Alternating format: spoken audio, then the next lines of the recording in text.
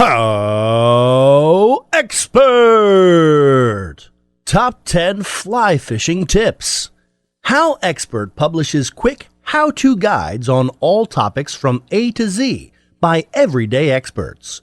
Visit HowExpert.com to learn more. Make sure to subscribe to our YouTube channel for more HowExpert Top 10 videos in the future.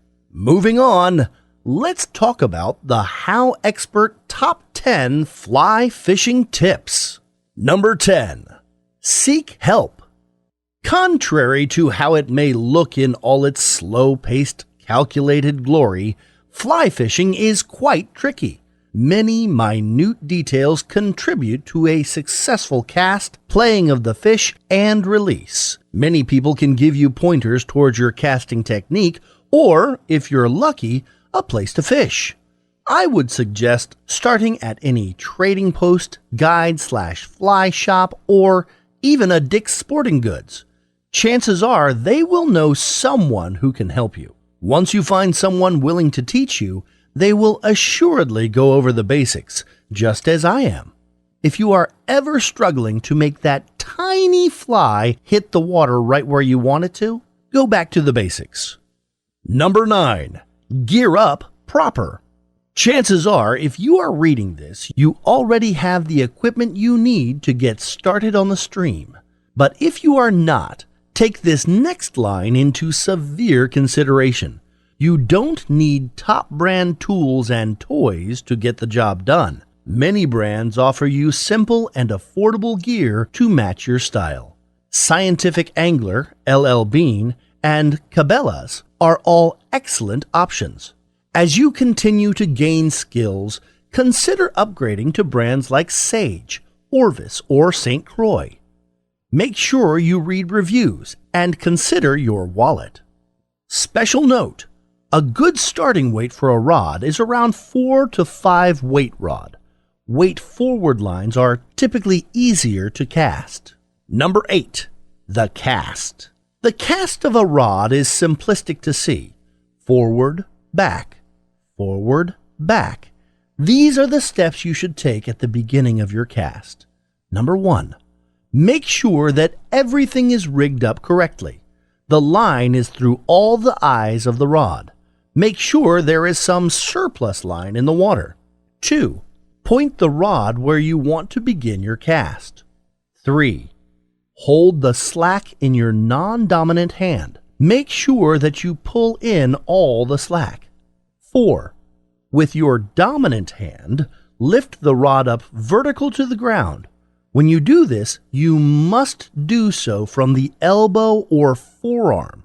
If you do this movement with your hand or wrist, you will most likely receive a hook in your body. Once the rod is up, wait for 2 seconds. 1, 2, then back down. 5. When you shoot your forward cast, the dominant hand should be straight forward and horizontal to the ground or water. Let go of the surplus line in your non-dominant hand, and it should extend through the end of the rod firing the line. 6. Congrats!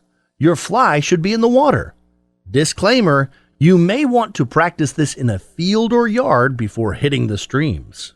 Watch videos if you are unsure about the particular aspects of the cast. They can present visuals and give extra information. Number 7. Here's my hook. Once your fly is in the water, there are many ways to play with it. Depending on what you have on as a fly, you need to make it look appetizing. The fish are hungry after all. Here are some ways to make it look yummy. Tug the fly quickly in your non-dominant hand. This will make the lure seem as though it is escaping some unseen predator. There are mating, wounded, birthing, or oviposting plays that can be made with the fly line. Try to have fun and mix it up. Number 6. Know the fish. A keen fisher person will always know what kind of fish are in the water they're standing in, next to, or sitting on top of. Whether it is freshwater or salt, you want to have some idea as to what you are targeting. It's fun to try new water for new fish, but it can lead to some mishaps. I know that once I had a nice bass rig on my 8-foot weight rod, which I was using for muskie. The line couldn't handle it, and within seconds, the fish had taken my tippet, leader, everything up to the fly line itself. Stolen were 8 feet of tippet and leader, $40 worth of material, along with my pride. If I were to make suggestions, ask local people in stores or restaurants about the animals in the water. Number 5. Be easy. Many people who switch to fly fishing or are just trying it out usually have been bait fishermen beforehand. The two types of fishing are polar opposites in many ways. One, you're very aggressive, and the other, very gentle. If you are lucky enough to hook a fish on a fly rod, you cannot haul it in like a normal spinning rod. If you do, you will likely snap off the fish or snap your rod. Neither is good. You must play the fish carefully, allowing it to take line but also keep it tight. Pull the fish's head away from where it is trying to go. Reel it in a little at a time and you'll succeed. Note: if you do what is called palming the reel, where you put your non-dominant hand on the reel to slow it down, it will possibly hurt you or be too much for the line to handle.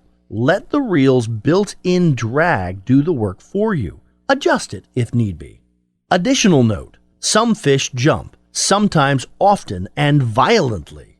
Examples are tarpon, salmon, bass, muskellunge, etc. If the fish is jumping, the rod tip should be pointed downward. This will keep tension on the line and help the landing process.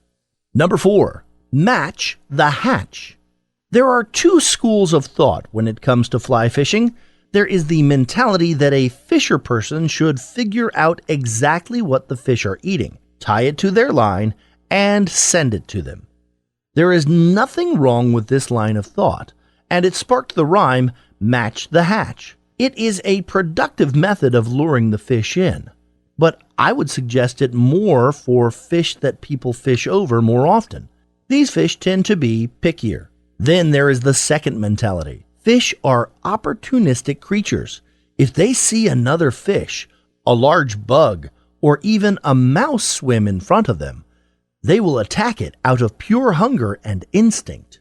Both mentalities are correct. Number 3. Be patient. Fly fishing is a waiting game.